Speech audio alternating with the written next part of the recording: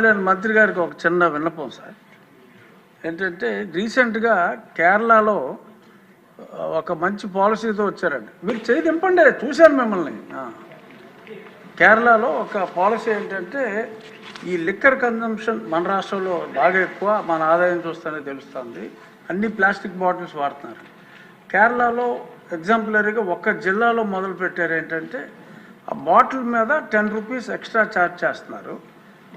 Charge చేసిన తర్వాత ఖాళీ బాటిల్ ఇచ్చిన వెంటనే they have to repay the 10 rupees. దాన్ని రీసైకిల్కి వాడటానికి టీటీలో ఉంది.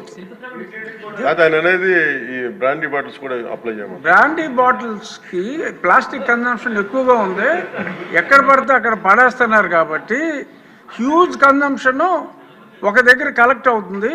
అది ఈ కొంచెం ఎక్సైజ్ డిపార్ట్మెంట్ వాళ్ళతోటి కోఆర్డినేట్ చేసుకుంటే major percentage of plastic waste ఒకటి చేయొచ్చండి. కేరళలో ఇంప్లిమెంట్ అయింది.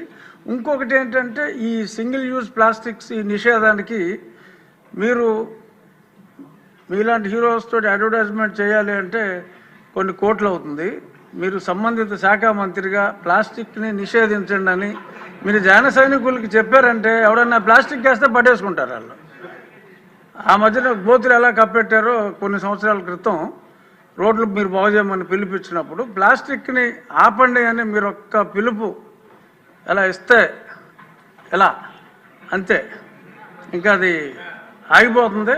సో కాబట్టి సంబంధిత శాఖ మంత్రిగా మీరు ఆ స్టెప్స్ తీసుకుంటే డెఫినెట్గా ఈ ప్లాస్టిక్ భూతాన్ని అరికట్టాలంటే అది మీ వల్ల సాధ్యమయ్యే అవకాశం చాలా ఎక్కువగా ఉంది. కాబట్టి ప్లాస్టిక్